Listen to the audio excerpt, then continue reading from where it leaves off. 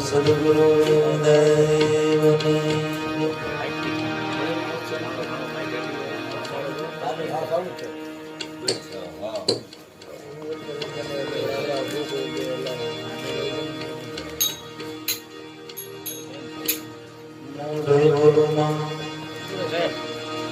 મને હાથે નાનપણ ભરે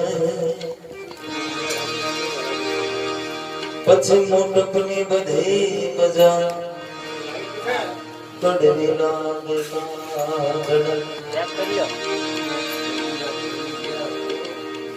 એટલે કોઈ કવિ એવા નથી થયા કે માં વિશે જેમ સેમ લખી શકે. આપણે ત્યાં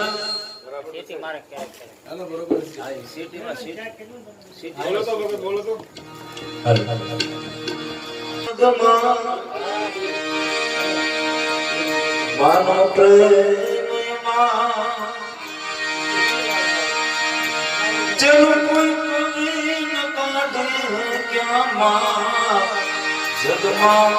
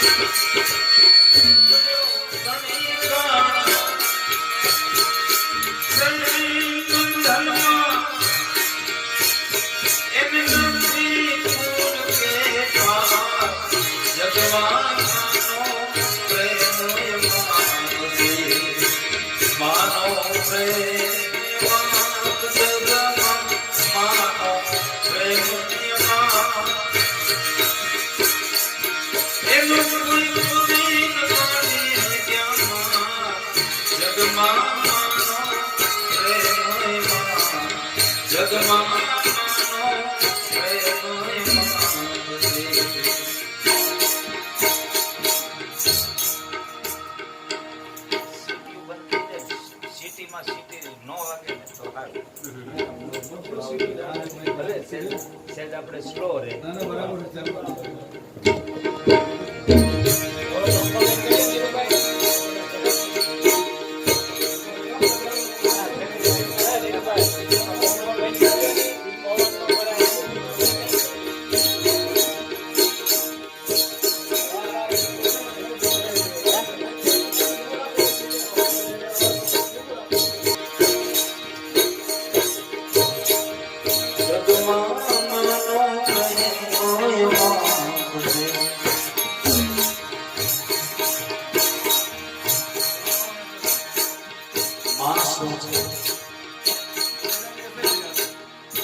ભગવાન મહાદેવ વિશે એવું કહેવાય કે જે દિવસે કૈલાસમાંથી પરણવા માટે હિમાલય તરફ ભગવાન ભોળાનાથની જાન જઈ રહી છે, એવા સમયે ભૂત પ્રેત પિશાચ અનેક અનેક રૂપોના જે બધા ભૂત પ્રેતો છે બધા નાચગાન કરે છે, એટલો બધો આનંદ વ્યક્ત કરે છે. ભગવાન ભોળાનાથે બે પાંચ ભૂતડાઓને નજીક બોલાવીને પૂછ્યું કે એટલે પરણું છું હું અને તમે કેમ આટલો બધો આનંદ થાય છે, તમને કેમ આટલા બધા હરખમાં તમે કેમ છો? એટલે પેલા ભૂતડાઓએ કહ્યું કે હે ભૂતનાથ મહાદેવ, આજે અમને અમારી માં મળવાની છે એનો અમને આનંદ છે. આજે અમને અમારી માં મળશે એનો અમને આનંદ છે. અને આ શબ્દો જ્યાં મહાદેવ સાંભળે અને કહેવાય કે મહાદેવની આંખ ભીની થઈ ગઈ. કેમ શું કામ? એ શબ્દ ભૂતડાઓના સાંભળ્યા છે. આજ અમને અમારી માં મળશે. મહાદેવની આંખ ભીની થઈ ગઈ. એટલે ભૂત બધા પ્રેતો જે બધા એ અંદર અંદર ડરી ગયા કે આપણાથી કઈ અવિવેક થઈ ગયો કે શું? મહાદેવ એની આંખ ભીની કેમ થઈ? એટલે બે હાથ જોડીને ભૂતડાઓ પૂછે છે કે હે દેવ, આપ કેમ રડો છો? આપણે આંખમાં કેમ આંસુ છે? અને એ વખતે મહાદેવ એટલું જ બોલ્યા છે કે હે ભૂતડાઓ, મારા કરતા ભાગશાળી આજ તમે છો કે તમને આજ માં મળવાની છે. મારે તો માં નથી. તે દિવસે મહાદેવને પણ જો માને સંભાળી અને અશ્રુભીની આંખ થતી હોય તો આ માં એ કેવું પાત્ર છે. દીકરો કદાચ ગમે તે વર્તન કરી ગયો હોય પણ માનું હૃદય એને આશીર્વાદ જ આપતું હોય. આ છે પાત્ર માં. એવું આ પદ વિદ્યારામ હરિયાણી બાપુ લખે છે. એક નગર છે, નગરમાં એક નગર શેઠ વસે છે. એક દીકરો છે, 20-22 વર્ષની ઉંમર થઈ છે. અચાનક શેઠનું અવસાન થાય છે. સંપત્તિનો કોઈ તોટો નથી, પણ ઉંમર હજી નાની છે અને એ બાળક એને સંગ દોષ થાય છે. સંગદોષ થાય છે એટલે ભણતર ભણવાનું એક બાજુ મૂકી ભાઈબંધોની સાથે બધા વ્યસનોમાં જોડાય છે. અને એમ કરતા કરતા હદ તો ત્યારે થઈ કે ગામના છેવાડે કોઈ ગણિકાનું ઘર છે અને ભાઈબંધોની સાથે આ શેઠનો છોકરો પણ ત્યાં ગણિકા પાસે જવા માંડ્યો છે. ધીરે ધીરે પરિસ્થિતિ એવી આવી કે જેટલી સંપત્તિ હતી અને સામે એના ભાઈબંધોએ કંઈક લૂંટી લીધો છે અને ભાઈબંધોના કહેવાથી ગણિકાને ખબર છે આ સંપત્તિવાન શેઠનો છોકરો છે એટલે એને પણ એને લૂંટ્યો છે. અહીંયા માં એને પૂછે, દીકરા આટલા બધા પૈસા તું ક્યાં લઈને જાય છે? મને કહે તો ખરો. અને દીકરો ખોટું બોલે છે. અહીંયા મારે જરૂર હતી, અહીંયા મેં વાપર્યા છે, હું કઈ થોડું ઉડાવી દઉં છું આમ તેમ. વળી પાછી માં એના પર ભરોસો કરે અને વળી પાછી સંપત્તિ આપ્યા કરે. એમ કરતા કરતા પરિસ્થિતિ એક દિવસ એવી આવી, ધીરે ધીરે એનો ધન હરી લીધો અને સંપત્તિ સાથ દે.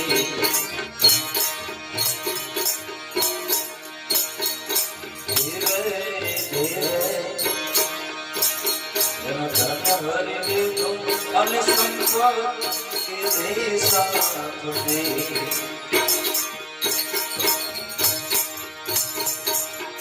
ખબર પડે છે કે હવે આની પાસે કઈ બચ્યું નથી. આમ અહીંયા આવે છે પણ કઈ આપતો નથી. એટલે આને કેવી રીતે અટકાવવો એના માટેના વિચારો શરૂ કર્યા છે ગણિકાએ. એની સાથે આવતા એના મિત્રો એને પણ વાત કરે છે કે હવે આને અહીંયા આવતો બંધ કરવો પડે, કારણ કે કઈ લઈને આવતો નથી. એને આવતડા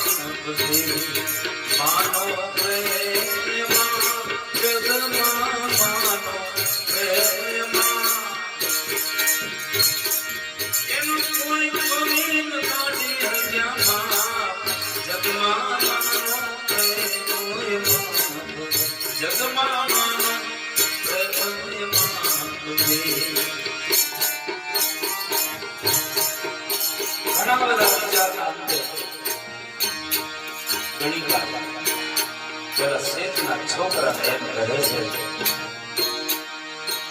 તારી માં નડે છે.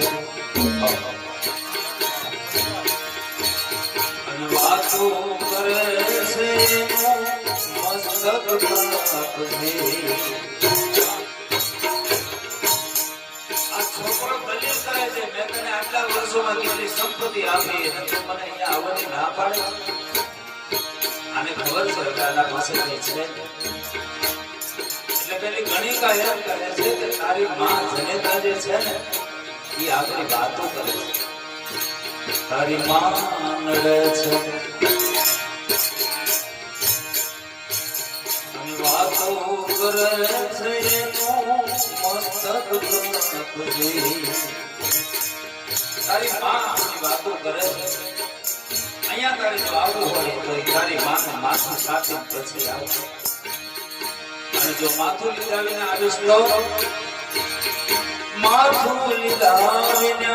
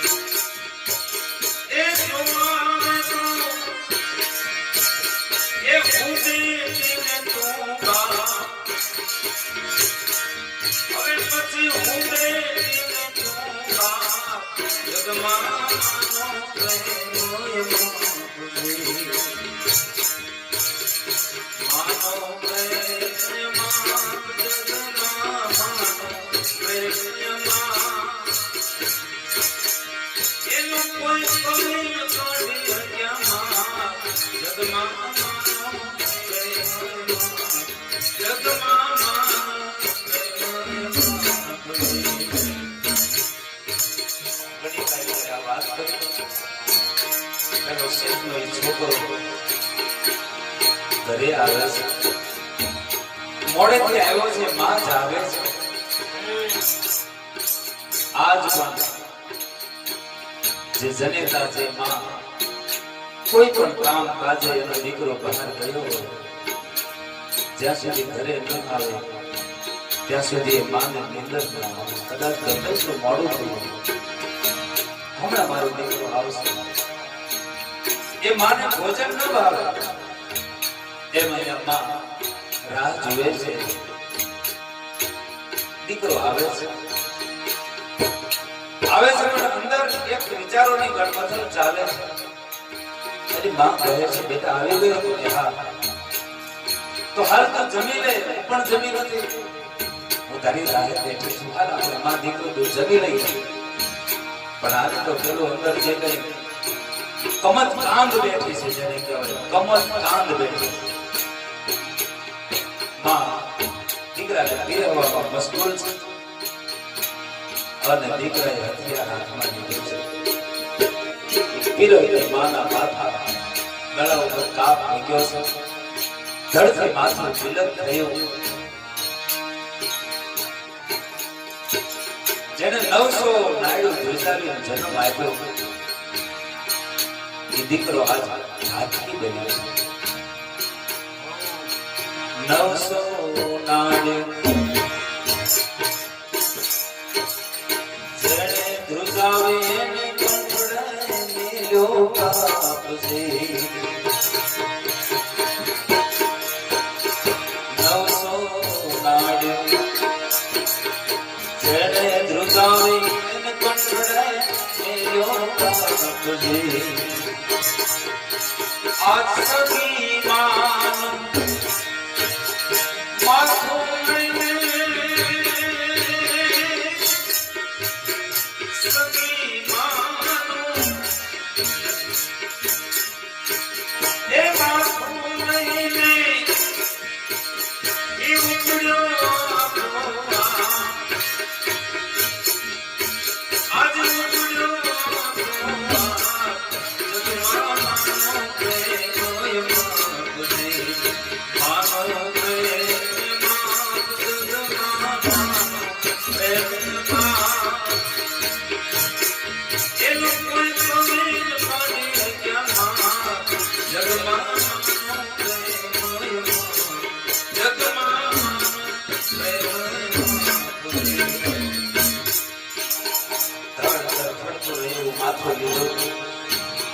એક કાપડના ભૂકામાં ફૂટકો વાળી અને માથો લઈને માણસ લોહી નીકળતું માથું લઈને માનો નીકળ્યો પણ સંત એમ કહે છે બે પાંચ ડગલા જ્યાં હાલ્યો છે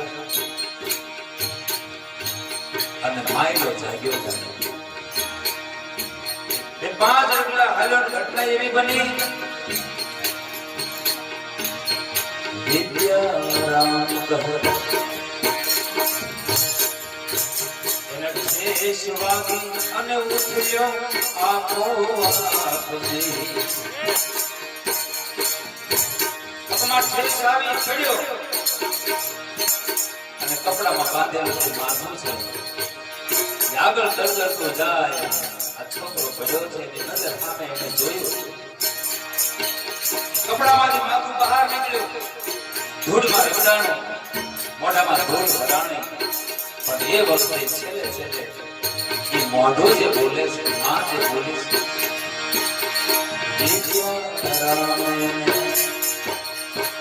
દેશવાગી અને ઉઠ્યો આપો આપજી એ ધૂળ ભરેલો માથું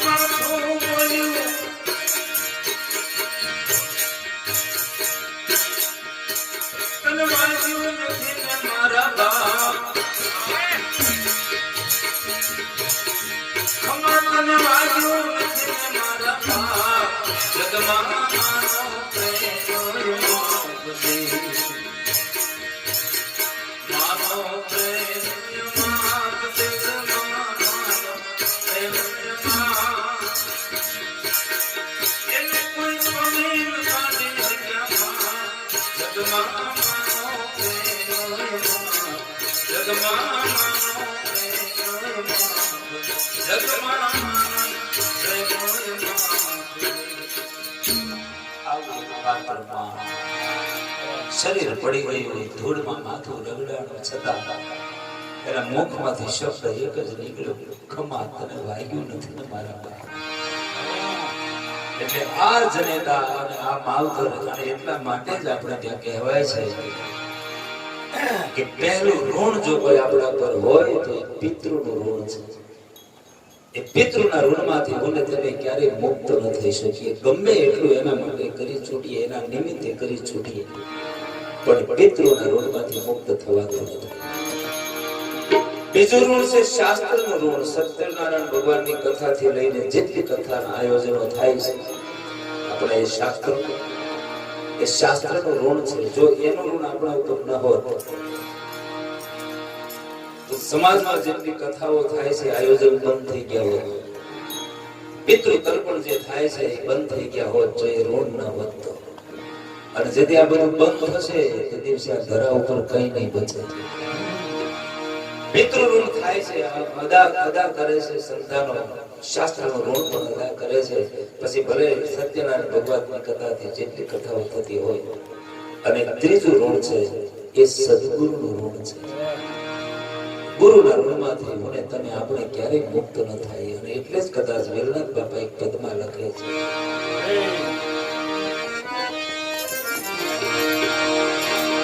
મોજડી શિવરામી મારા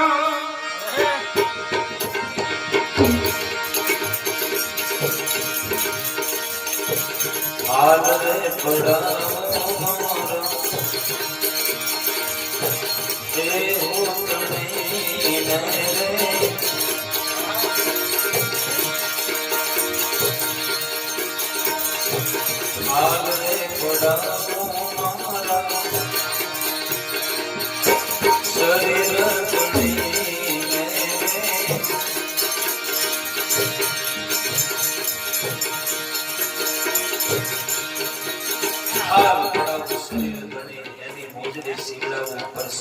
રંગ કરાવો અને એ મોજડી મારા ગુરુને પહેરાવો તો એ ગણ ઓછું ન થાય એના ઋણમાંથી આ ત્રણ ઋણ એવા છે એના માટે આપણે ગમે એટલું કરી છૂટીએ પણ એના ઋણમાંથી મુક્ત થવાતો નથી માતા પિતાની ગોદમાં ટૂંકમાં વાત એ હતી કે અવતારો પણ જ્યારે જ્યારે એકલા આવ્યા છે તો રૂડા નથી લાગ્યા, પણ માવતરની ઓથ લીધી ત્યારે એ અવતારો પણ રૂડા લાગ્યા છે. અને એ માં એ જનેતા અને આજે આપણે જ્યારે તિથિ નિમિત્તે બેઠા છીએ ત્યારે મારે તમારે પણ એક દિવસ આ શરીર પડવાનું એ નક્કી છે. ઘડી પળની ખબર નહીં કરીએ કાલની વાત, જીવ ઉપર જમડા ઠરે જેમ તેતર માથે બાજ. અહીંયા છે કડક કાયદો કિરદારનો, એ યુગે યુગમાં નહીં ફેરવાય.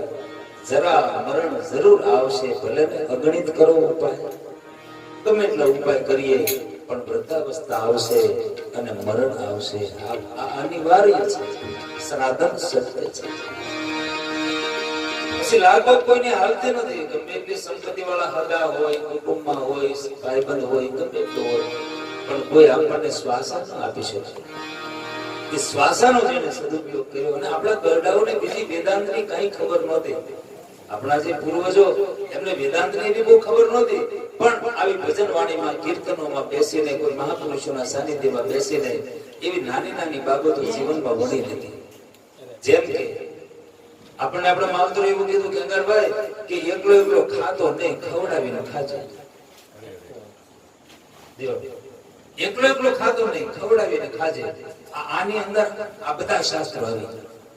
કબીર કહે કમાલ કો દો બાત सीख ले कर साहिब की बंदगी भूखे को अन्न दे.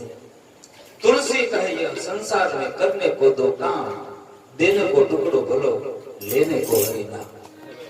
કોઈના ઉદરની તૃપ્તિ કરીએ છીએ ત્યારે યજ્ઞનું ફળ પ્રાપ્ત થાય છે. એટલા માટે આપણે ત્યાં કહેવાય કે ટુકડો ને હરી ટુકડો. એટલે એ આપણા માવતરો પાસેથી આપણે શીખ્યા છીએ કે ખવડાવીને ખાવું, આડા બારણા કરીને એકલા એકલા ખાઈ ન લેવું. એની પાછળ હેતુ કેવો સાત્વિક હતો તો કે મારા છોકરાઓ જો એકલા એકલા નહીં ખાય, કોઈને ખવડાવીને ખાધું હશે તો આ સંસાર છે, આ જીવન છે, ક્યારેક ખકડાશ આવે, ક્યારેક મોકળાશ આવે. પરિસ્થિતિ તો ફર્યા કરે છે ને, પરિસ્થિતિ ફર્યા કરવાની છે, પણ જ્યારે ખકડાશ આવી હશે જીવનમાં તેથી કોઈને ખવડાવ્યું હશે ને તો 5 મોકારા હશે એની પાસે કે મુજાતો નહીં ભાઈ, અમે તારી હારે ઊભા છીએ. જો બાણ આડા કરીને એકલા એકલા ખાધું તો પછી ક્યારેક વળ ખાવાના આવે ને એ એકલા એકલા જ ખાવાના આવે, કોઈ પાસે આવે નહીં.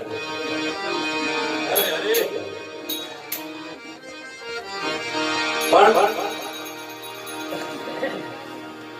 મળતી નથી હાવ મફતમાં મજા મજા મજા,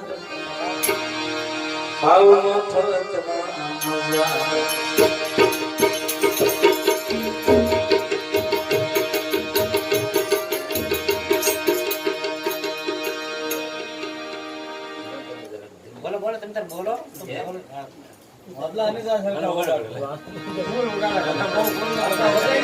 સસ્તું મૂલ નથી વસ્તુનું,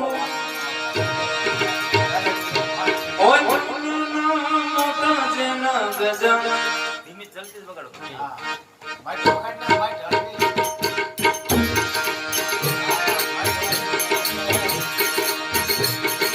મળતી નથી હાવ મફતમાં મજા મજા મજા,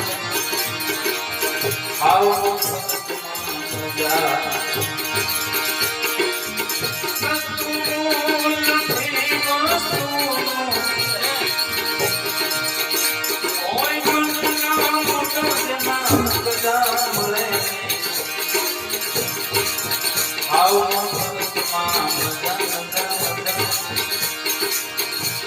મફતમાં મજા. નરસૈયાને માથે ઉપાડી